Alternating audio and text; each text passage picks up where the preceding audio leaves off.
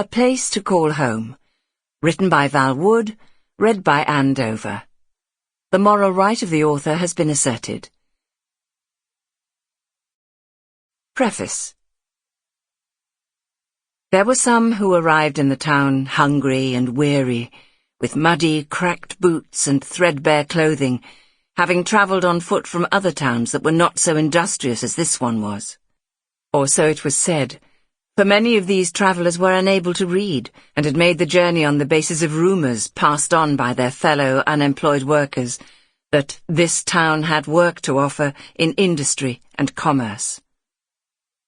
Others were loyal agricultural labourers, who, not having taken heed of the uprising in the countryside a decade earlier, when angry young men took fiery revenge on their masters for poor wages, stayed faithful to their employers, only to be dismissed because of the falling price of grain. They too set out to find work on the hard town streets, rather than sleep under hedges while they starved in the countryside they loved, which had failed them so badly. Then there were some who had travelled from afar, from Russia, Poland and Prussia, by foot and rail and ship to find safety. But this town was not to be their final destination. They rested in the accommodation that had been prepared for them, bathed and ate, then shouldered their bags and crossed the station concourse to board a train to Liverpool. From there they embarked on vessels that took them away to another, larger country, where, so they'd heard, there were even richer opportunities.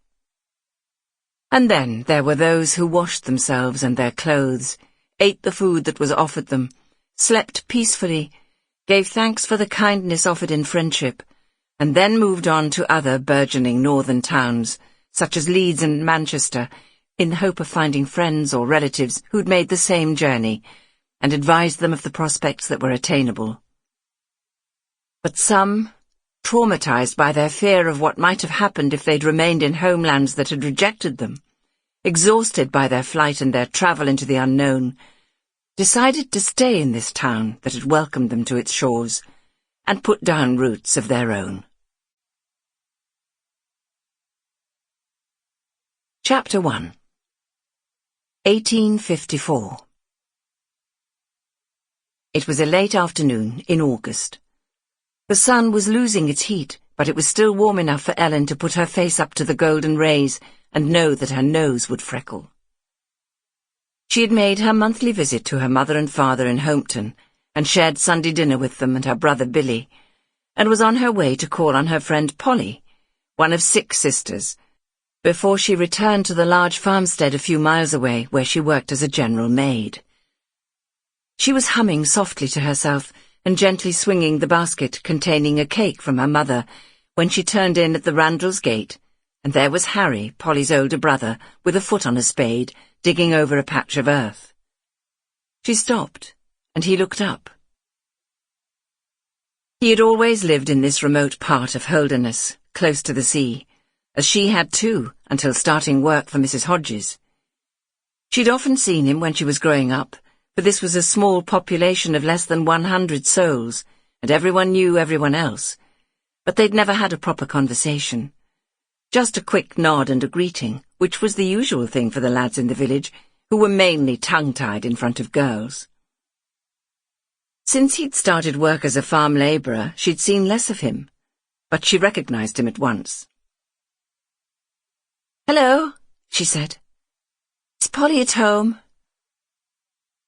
He'd taken his foot off the spade to look at her, and with a quickened breath she thought that she hadn't realised how fair he was, his long hair bleached blonde by the summer sun, and tied at the back of his neck by a bootlace, and his eyes as blue as the sky. Yeah, I think so." He cleared his throat. "Just go on in." He indicated the house door, which was wide open. "I think they're all there." He chuckled, and she saw how his eyes danced. "Sometimes I lose count." He came towards her, carrying the spade. "I know you," he said hesitantly, and with what she thought was a shy smile. "But I forget your name." "Ellen," she said. Sample complete. Ready to continue?